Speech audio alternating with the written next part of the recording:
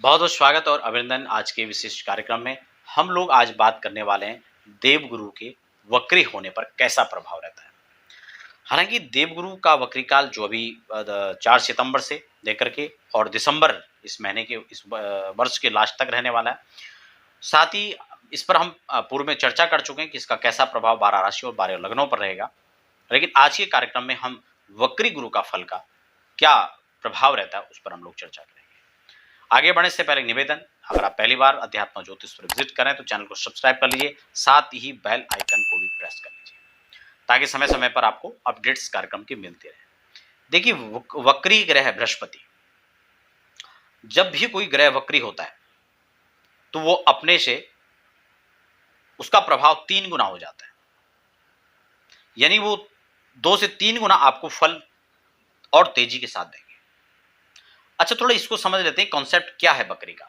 देखिए, वक्री जब होता है उसका मतलब होता है वक्र नहीं यार पीछे उल्टा चलना। लेकिन कोई भी ग्रह जब वक्र समय में वक्र काल होता है तो वो उल्टा नहीं चलता है, वो प्रतीति उसकी उल्टी होती है।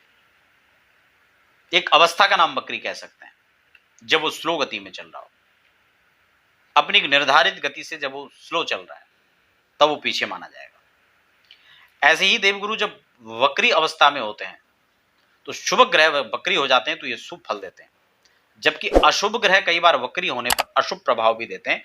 और यह इस पर भी निर्भर करता है कि आपके जन्मांक कुंडली के अंदर वह ग्रह उस समय वक्री थे जब आपके जन्म का समय था या फिर वो मार्गीय थे। मार्गी का मतलब सीधा सीधा हो रहा है कि वो मार्ग पर स्थित है।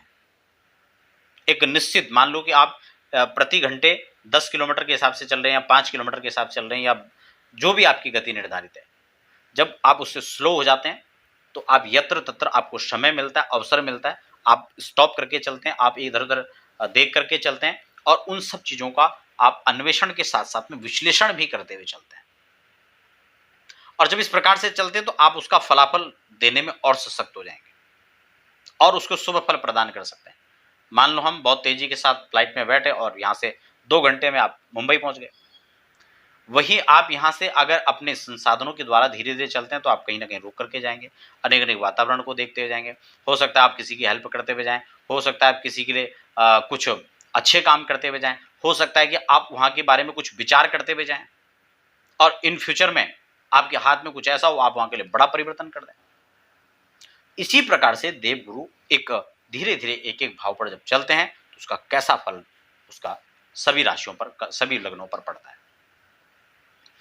अगर आपकी कुंडली में देवगुरु वक्री हैं और कौन से भाव के अंदर हम उसको भी थोड़ा समझ लेते हैं, क्योंकि अगर उनका वक्र का लग्न के अंदर होगा, क्योंकि बृहस्पति का वक्र होना इसलिए भी शुभ हो जाता है, इसलिए भी महत्वपूर्ण हो जाता है क्योंकि धन, पुत्र, संतति, वैभव, वैवाहिक जीवन, पार्टनर लाइफ, आपके स्वास्थ्य, इन सबसे जुड़ा हुआ है देवगुरु का प्रभाव। इसीलिए जब इस प्रकार की स्तुतियां बनती हैं तो वक्री गुरु कैसा फल देंगे। अगर वह लग्न पर होंगे तो उनकी दृष्टि पंचम और सप्तम और नवम भाव पर होंगे, तो विशेषकर 3 भाव को इफेक्टेड करेंगे, वहां पर शुभ फल प्रदान करेंगे। इसीलिए जिन लोगों की कुंडली के अंदर वक्री गुरु, वक्री बृहस्पति लग्न पर बैठे हों, उनका भाग्य उनका हमेशा साथ देगा, क्योंकि वक्री ग्रह उनका भाग्य को मजबूत बनाएगा और गोचर काल आने पर भी ठीक यही स्थिति उत्पन्न होगी।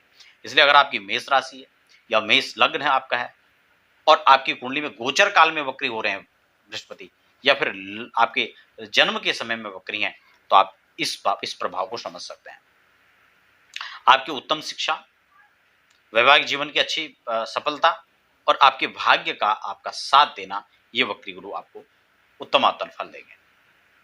इसीलिए अभी जब 4 सितंबर को देवगुरु वक्री होंगे और 13 दिसंबर तक रहेंगे तो आपको एक अच्छा प्रभाव, अच्छा फल प्रदान करेंगे। बात कर लेते हैं वृषभ राशि या वृषभ लग्न की। अगर दूसरे आपका वृषभ राशि आपका है या वृषभ लग्न आपका है और आपके दूसरे भाव के अंदर अगर इनका गोचर में या फिर जन्म के समय में यह वक्री हैं, तब ये कैसा फल प्रदान करेंगे। अगर दूसरे भाव पर यह वक्री होंगे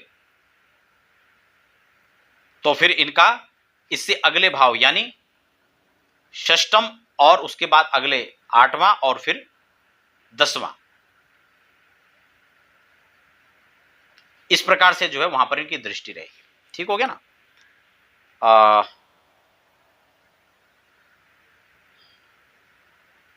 हाँ, मेष पर रहेंगे तो ये स्थिति रहेगी। उसके बाद वृषभ पर रहेंगे तो आपके 6ठे भाव पर, 8वें पर और 10वें पर इनकी दृष्टि रहेगी।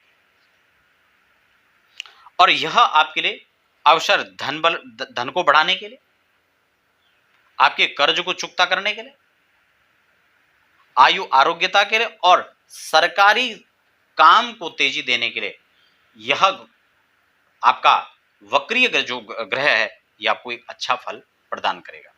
अगर आपके 3rd हाउस के अंदर वक्री हो रहे हैं तो ये आपके सप्तम पार्टनर लाइफ को मजबूत करेंगे। आपका love partner, life partner, business partner, जो भी आपके साथ पार्टनरशिप में है उसको वक्री ग्रह यहां पर मजबूती प्रदान करेगा। एक दूसरे को सूझबूझ और समझदारी के साथ, साझेदारी के साथ आगे बढ़ने का अवसर प्रदान करेगा।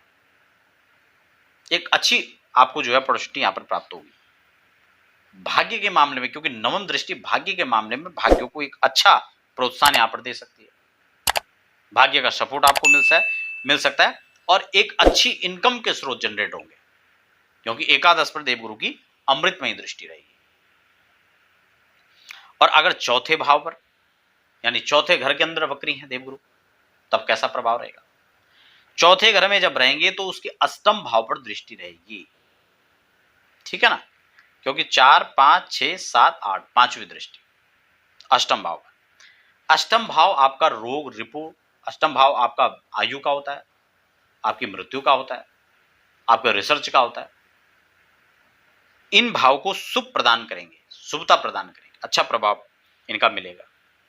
और आपको 10म और 12 पर आपके मान प्रतिष्ठा सम्मान को बढ़ाने के साथ साथ आपके सरकारी काम को या सरकारी संबंधित काम जो है वहां पर ये आपको शुभता प्रदान करेंगे। खर्चों में तेजी लाएंगे, लेकिन वो खर्च धर्म खर्च, यात्राओं पर खर्च, दान पर खर्च, इस प्रकार का खर्च होगा।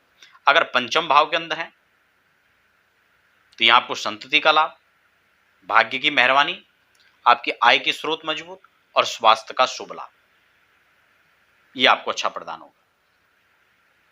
ठीक है ना। उसके बाद अगर आपके 6ठे भाव पर यह वक्री हो जाते हैं तो इस बात को माने कि आपको 10म पर शुभ दृष्टि, 12 पर दृष्टि और द्वितीय भाव पर दृष्टि से आपको अच्छा लाभ होगा। पैतृक प्रॉपर्टी का लाभ होगा, धन का लाभ होगा और आपके यात्राएं, धार्मिक खर्च, धर्म पर आपकी आस्था, ये आपको दृढ़ होता चला जाएगा।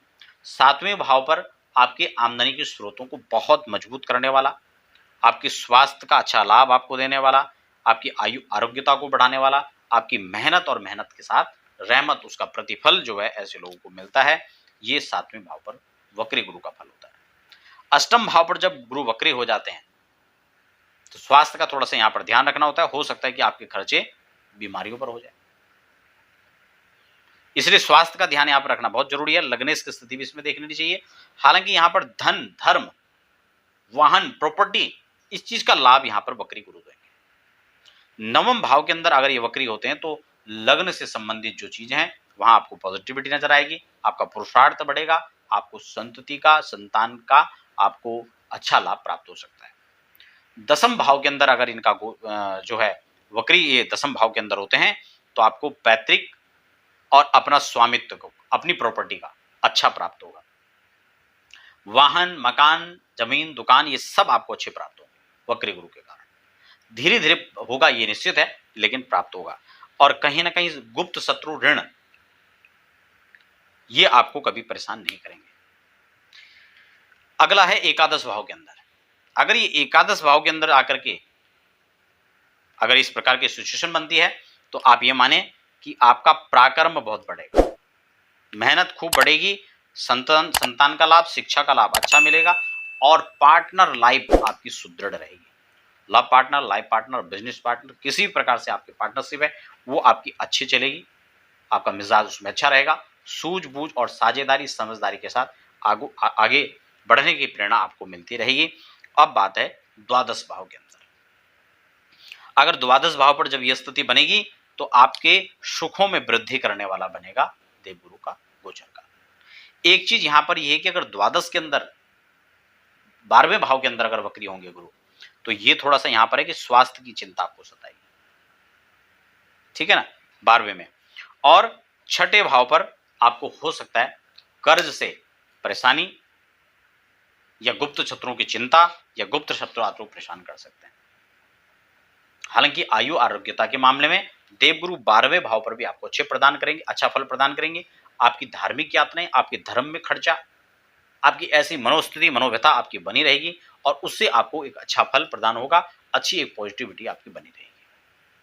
तो ये जो है 12वें भाव पर देवगुरु का वक्री काल का फल या वक्री होने का फल है। आशा करता हूं यह वक्री गुरु का फल आपको समझ में आया होगा। फिलहाल बने रहें और मुझे दीजिए इजाजत। धन्यवाद।